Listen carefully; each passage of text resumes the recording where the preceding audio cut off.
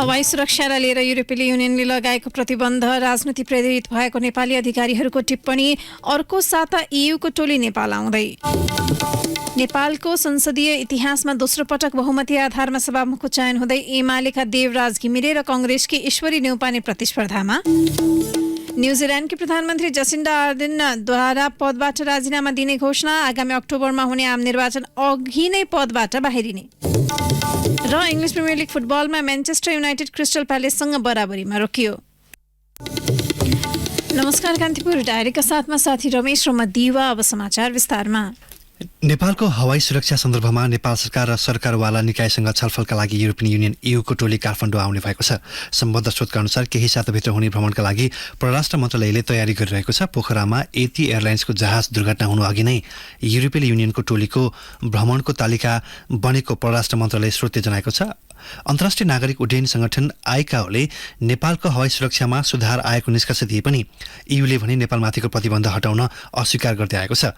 प्रतिबन्ध हटाउन नमानेको ईयूले माघ 1 गतिको विमान दुर्घटनापछि प्रतिबन्धलाई अझै निरन्तरता दिने आशंका नेपाली अधिकारीहरूले गरेका छन्। परराष्ट्र मन्त्रालयको एक उच्च अधिकारीले भने ईयूको प्रतिबन्ध पुरै राजनीतिक प्रेरित छ। अबको भ्रमणमा उनीहरू कसरी प्रस्तुत हुन्छन् भन्ने हेर्न बाँकी छ। नेपालमा रहँदा युरोपियन युनियनको टोलीले विधान, संगठन, अनुमति पत्र, उडान सञ्चालन लगायतका 8 क्षेत्रको अध्ययन गर्नेछ। नेपाली हवाई क्षेत्रलाई सन् 2013 देखि ईयूले कालो सूचीमा राख्दै आएको छ। तर सन् 2022मा नेपालले हवाई सुरक्षामा सम्बन्धी सूचीमा हालसम्मकै उच्च 70.1% अङ्क प्राप्त गरेको थियो, जबकि एसिया प्रशान्त क्षेत्रको परिपालनाको औसत दर 61.4% छ।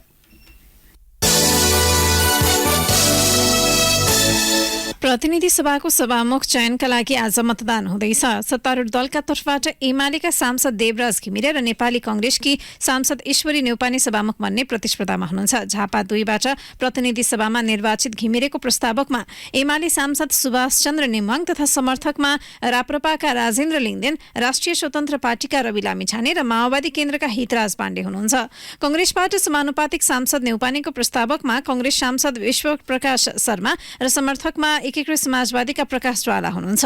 संसदीय अङ्कगणित अनुसार एमाले उम्मेद्वार घिमिरे अघि हुनुहुन्छ। उहाँलाई सत्तारूढ दल माओवादी केन्द्र, राप्रपा, राष्ट्रिय स्वतन्त्र पार्टी, जनमत पार्टी, राष्ट्रिय उन्मुक्ति पार्टी र 3 जना स्वतन्त्र सांसदको समर्थन देखिएको छ। न्यौपानेलाई भने एकीकृत समाजवादी र लोकतान्त्रिक समाजवादी पार्टीले समर्थन गर्ने भएका छन्। नेपालको संसदीय इतिहासमा दोस्रो पटक सभामुखका लागि बहुमती आधारमा प्रतिस्पर्धा हुन लागेको हो। 2051 सालमा नेपाली कंग्रेसका नेता रामचन्द्र पौडेल एमालेका उम्मेद्वारलाई हराएर सभामुख हुनुभएको थियो। त्यस अघि र पछिका सबै सभामुख निर्विरोध भएका हुन्। बाँकीको नेपालगञ्ज उपमहानगरपालिका क्षेत्रमा मात्र देखिएको दादुरा संक्रमण अन्य पालिकामा समेत फैलिएको छ। यसअघि नेपालगञ्ज उपमहानगर क्षेत्रमा मात्रै देखिएको दादुरा अहिले कोहलपुर नगरपालिका, खजुरा र नरेनापुर गाउँपालिकामा समेत फैलिएको जिल्ला स्वास्थ्य कार्यालय नेपालगञ्जका खोप सुपरभाइजर नरेश श्रेष्ठले जानकारी दिनुभयो। नेपालगञ्जमा अहिलेसम्म 191 जनामा दादुरा संक्रमण देखिएको छ। खजुरामा 3 जना, कोहलपुरमा 2 जना र नरेनापुरमा 1 जनामा दादुराको संक्रमण देखिएको हो। संक्रमण देखिएको स्थानमा दादुरा विरुद्धको खोप अभियान थालिएको स्वास्थ्य कार्यालयले जनाएको छ। नेपालगञ्ज उपमहानगरका 16वटा वडामा खोप अभियान सञ्चालन गरिएको छ भने खजुरा गाउँपालिकाका 8वटै वडामा खोप अभियान थालिएको छ। नेपालगञ्जका 31,042 र खजुराका 5,974 जना बालबालिकालाई दादुरा विरुद्धको खोप लगाएको स्वास्थ्य कार्यालय नेपालगञ्जका खोप सुपरभाइजर श्रेष्ठले जानकारी दिनुभयो।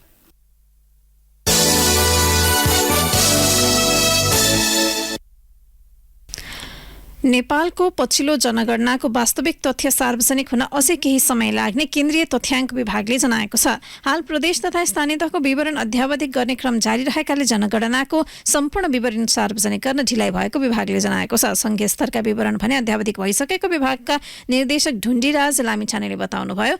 प्रदेश तथा स्थानीय स्तरमा जातजाति, भाषाभाषी लगायतका विवरण अध्यावधिक भइरहेको उहाँको भनाइ छ। त्यस्तै गत वर्ष सार्वजनिक भएको जनगणनाको प्रारम्भिक विवरणमा केही हेरफेर हुन सक्ने जनाएको छ। 2,91,92,480 मा केही हजार संख्या थपघट हुन सक्ने निर्देशक लामिछानेको भनाइ छ। जनगणनाको पछिल्लो तथ्याङ्क सार्वजनिक नहुँदा राज्यले बनाउने नीति नियममा समेत प्रभाव पर्नेछ। बेरोजगारको लगत सङ्कलन, अपाङ्गता भएका व्यक्तिको विवरण सङ्कलन, ज्येष्ठ नागरिकको सङ्ख्या लगायतका क्षेत्रमा पुरानै जनगणनाको आधारमा नीति बनाउनु पर्ने बाध्यता छ। प्रत्येक 10 वर्षमा नेपालमा आवधिक रूपमा जनगणना हुँदै आएको छ। लुम्बिनी प्रदेशका मुख्यमन्त्री लीला गिरीले आज प्रदेश सभामा विश्वासको मत लिँदै हुनुहुन्छ। एमाले सांसद गिरी, माओवादी केन्द्र, राप्रपा, नागरिक उन्मुक्ति, जसपा, जनमत, लोसपा र 2 स्वतन्त्र गरी 58 प्रदेशसभा सदस्यको समर्थनमा गत साता मुख्यमन्त्री नियुक्त हुनुभएको थियो।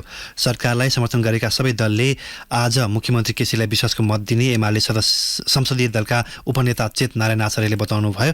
मुख्यमन्त्रीले लिने विश्वासको मतका लागि प्रदेशसभाको बैठक अपराह्न 1 बजे बस्दैछ। कान्तिपुर डायरीमा अब ब्रेकको पालो। ब्रेकपछि कान्तिपुर डायरीमा अब अन्तर्राष्ट्रिय प्रसङ्ग। न्युजिल्यान्डकी प्रधानमन्त्री जसिन्डा आर्डनले पदबाट राजीनामा दिने घोषणा गर्नुभएको छ।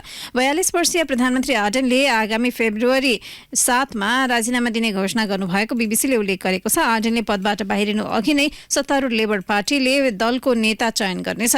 न्युजिल्यान्डमा आगामी अक्टोबर 14 मा आम निर्वाचन हुँदैछ। आफ्नो कार्यकाल 8 महिना बाँकी रहँदै प्रधानमन्त्री आर्डनले पदबाट राजीनामा दिने घोषणा गर्नुभएको हो। प्रधानमन्त्री आर्डनले आफ्नो कार्यकाल चुनौतीपूर्ण रूपमा बितेको समेत बताउनु भएको छ। उहाँले सन् 2017 मा 37 वर्षको उमेरमा न्युजिल्यान्डमा प्रधानमन्त्रीको पद सम्हाल्नु भएको थियो। कोभिड-19 संक्रमण नियन्त्रणमा देखिएको तदारुकताका कारण प्रशंसा कमाएकी आर्डनले ल्याएको बन्दुक सम्बन्धी नयाँ कानून न्युजिल्यान्डको राजनीतिमा महत्त्वपूर्ण उपलब्धि मानिन्छ। न्युजिल्यान्डको एक मस्जिदमा भएको गोलीबारीको घटनापछि व्यक्तिगत बन्दुक राख्न पाउने अधिकार खारेज गर्दै कानूनमा कडाई गर्ने महत्त्वपूर्ण निर्णय आर्डनकै नेतृत्वमा भएको हो।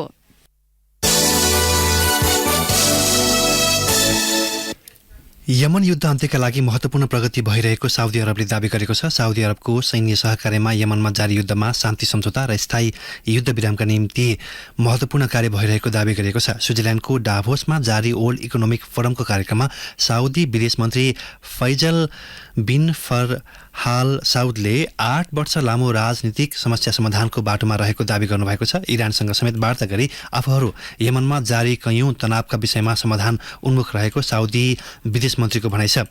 साउदी अरब र इरान सुन्नी र सिया मुस्लिम बाहुल्य भएका 2 शक्ति राष्ट्र हुन्। साउदी अरब र इरान मध्य पूर्वको यमन सहित सिरिया र लेबनानको तुलनामा महत्त्वपूर्ण भूमिकामा छन्।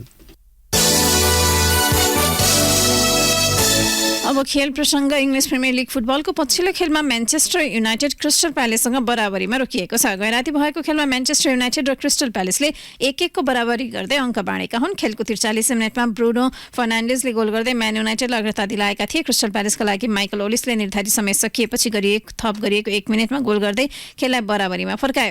क्रिस्टल प्यालेसमाथि जित निकाल्दै अङ्क तालिकाको दोस्रो स्थानमा उक्लिने म्यान युनाइटेडको योजना समेत बराबरीसँगै बिथोलिएको छ। तेस्रो स्थानमा रहेको म्यान युनाइटेड 39 अङ्कका साथ तेस्रो स्थानमा छ। समान अङ्क सहित म्यान्चेस्टर सिटी तालिकामा दोस्रो स्थानमा छ। यद्यपि 1 खेल कम खेलेको म्यान सिटी गोल अन्तरका आधारमा अघि छ। आर्सेनल 8 अङ्कको भिन्नतामा तालिकाको शीर्ष स्थानमा यथावत छ।